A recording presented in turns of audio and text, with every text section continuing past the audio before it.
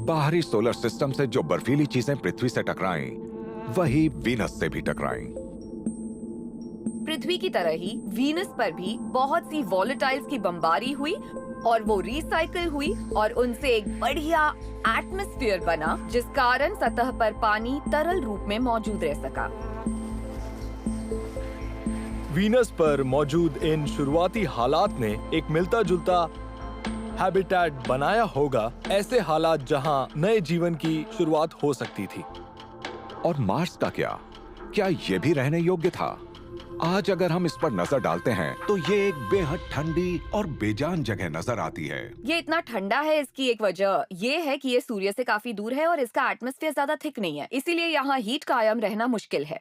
इसका atmospheric pressure भी बहुत कम है, जिसकी वजह से इसकी सतह पर मौजूद कोई भी तरल पानी उबलकर उड़ जाएगा। और इस प्लैनेट पर जो पानी है भी वो बर्फ की शक्ल में मौजूद है।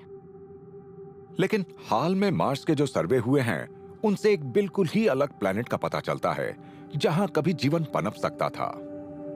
मार्स के लैंडस्केप को देखते हुए आपको ऐसी निशानियां नजर आएंगी जिनसे सुराग मिलता है कि कभी यहाँ पानी हुआ करता था, जैसे कि झीलों और नदियों की सूखी तली। हमें इसके लैंडस्केप में रिवर चैनल्स और ड्रेनेजेस के भरपूर सबूत मिलते हैं और मुझे लगता है कि इनके बनने की एक ही वजह हो सकती है, बारिश। शायद मार्स के अतीत में यहाँ बादल बनते हों और बारिश होती हो। साथ ही यहाँ सेडिमेंट्स और मिनरल डिपॉजिट्स भी हैं जो तरल पानी की मौजूदगी में ही बन सकते थे। हमने गणना की है कि मार्स की सतह पर कभी 50 लाख क्यूबिक माइल्स तरल पानी हुआ करता था। इतने पानी से पृथ्वी के आर्कटिक ओशन से भी बड़ा सागर बन सकता है। तो हमें लगता है कि मार्स के नॉर्दर्न हेमिस्फीयर पर एक सागर हुआ करता था।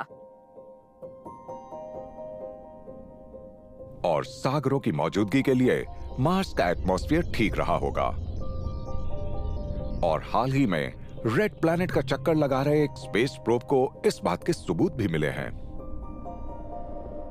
मेवन मिशन से पता चला है कि मार्स बड़ी तेजी से अपने एटमॉस्फेयर को गंवा रहा है। ये कुछ ऐसा है जैसे इसके एटमॉस्फेयर से सोलर विंड द्वारा हर सेकंड 100 ग्राम मटेरियल गायब हो रहा है। हम मार्स के एटमॉस्फेयर से मेवन के जरिए मिले इस लॉस रेट से ये पता लगा सकते हैं और ये देख सकते हैं कि मार्स का एटमॉस्फेयर अतीत में पृथ्वी जितना ही थिक था। इतना थिक एटमॉस्फेयर होने के कारण मार्स हीट को ज्यादा आसानी से कायम रख पाता होगा और इसी वजह से मार्स की सतह पर तरल पानी मौजूद रह पाता होगा। अतीत में मार्स का लैंडस्केप बहुत खूबसूरत रहा होगा। यहाँ बहती हुई नदियाँ और झीलें होंगी और इस पानी से प्राचीन जीवन शायद कायम रह पाया होगा। मार्स के बारे में हमारी जो भी ऑब्जर्वेशंस हैं, उनसे पता चलता है कि ये रहने लायक जगह थी। हमारी पृथ्वी वीनस की भारी बमबारी के बाद अब स्थिरता की हालत में है, जिसकी सतह पर पानी और जिसका एटमॉस्फेयर थिनर हो सकता है। मार्स का एटमॉस्फेयर थिकर और उसकी सतह पर पानी हो सकता है। इन तीनों सतहों पर पानी था, तो शायद ये तीनों ही जीवन के लिए सही जगह थी।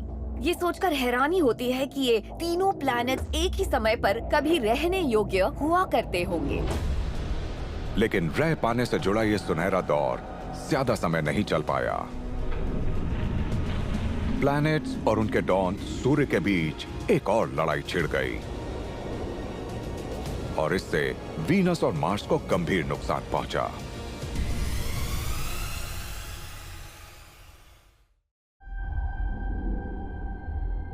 चार अरब साल पहले गैंगस्टर फैमिली सोलर सिस्टम खूब फल फूल रहे थे।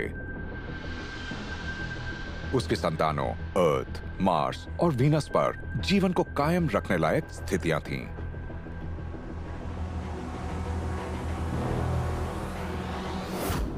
– 2020 में साइंटिस्ट्स ने यह इन्वेस्टिगेट किया कि मार्स रहने के अयोग्य कैसे हो गया था। उन्हें पुराने ज्वालामुखीय विस्फोटों से निकले लावा से हल्के मैग्नेटिक ट्रेसेस का पता चला। मार्स पर मौजूद मैग्नेटिक लावा हमें बताता है कि जब ये लावा पिघला हुआ था तो इस प्लैनेट पर एक दमदार ग्लोबल मैग्नेटिक फील्ड मौजूद था।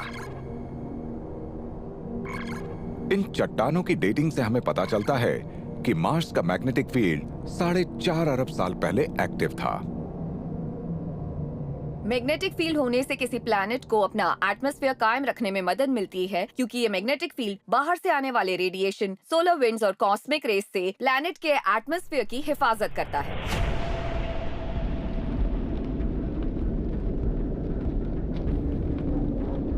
हमारी पृथ्वी पर गर्म पिघले हुए कोर के इर्द गिर्द घूमते लिक्विड आयन से एक मैग्नेटिक फील्ड पैदा होता है।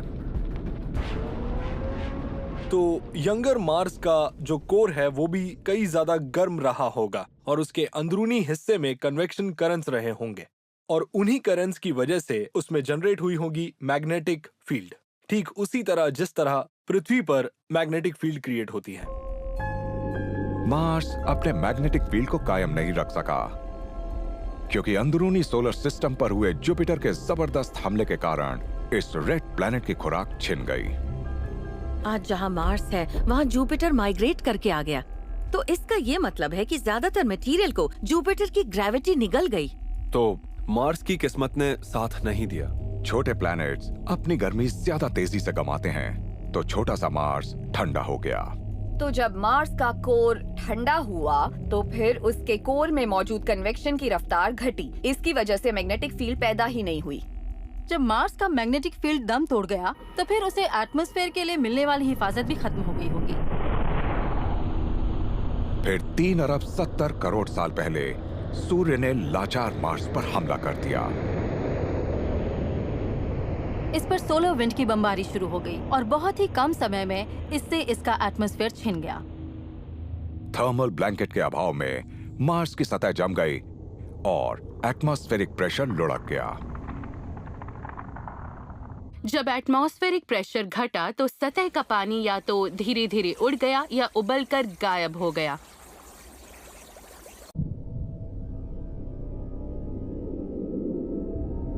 वीनस को भी क्लाइमेट के सिलसिले में एक त्रासदी झेलनी पड़ी। इसकी सतह पर हमें इस बात के सुराग मिलते हैं। प्लैनेट के साइज वाली तमाम बॉडीज की तरह वीनस पर भी एस्टेरॉइड की टक्करों से इंपैक्ट क्रेटर्स बने हुए हैं, लेकिन ये ज्यादा नहीं है, जो थोड़ी अजीब बात है। उन्हें उस तरह का नुकसान नहीं पहुंचा है जैसे कि दूसरी दुनियाओं में मौजूद क्रेटर्स में नजर आता है। ये एकदम अनछुए से लगते हैं, जैसे किसी ने इन्हें बदला ही ना हो, जैसे ये कल ही की बात हो। तो इससे पता चलता है कि ये क्रेटर्स और जिस सतह पर ये मौजूद है उन दोनों की उम्र कम है। कई थ्योरी ये बताती हैं कि करीब 50 करोड़ साल पहले ज्वालामुखी के विस्फोटों ने इस प्लैनेट की शक्ल बदल दी। एक आइडिया ये है कि वीनस का क्रस्ट बहुत मोटा है और ये प्लेट्स में वैसे मूव नहीं करता जैसा पृथ्वी पर होता है। तो ये प्लैनेट के ऊपर एक ढक्कन की तरह है जिस पर प्रेशर बनता है और बढ़ता ही जाता है और उसके बाद अचानक बूम, जोरदार धमाका होता है।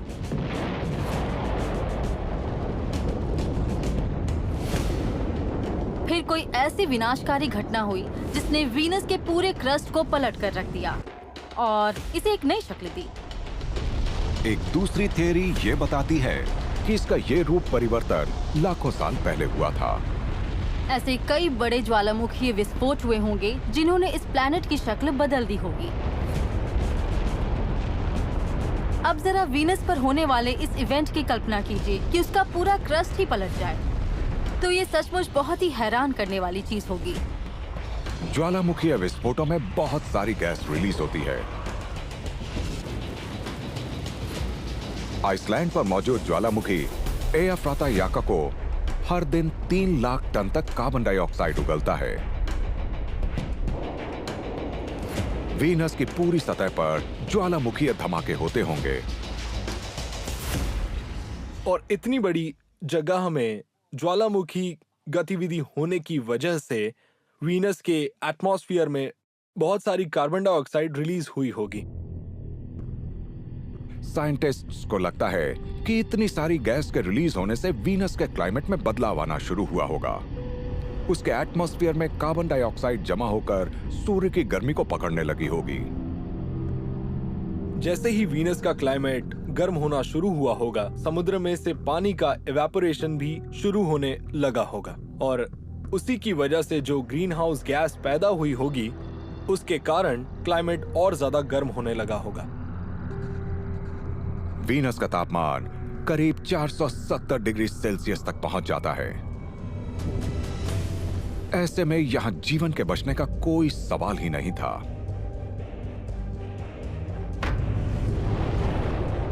पृथ्वी के सामने भी ऐसा ही तपता हुआ भविष्य मौजूद है, जब बूढ़ा होता गॉडफादर सूर्य अपनी फैमिली पर हमला करेगा और एक बार फिर सामूहिक तबाही के एक जानलेवा हथियार की शक्ल ले लेगा।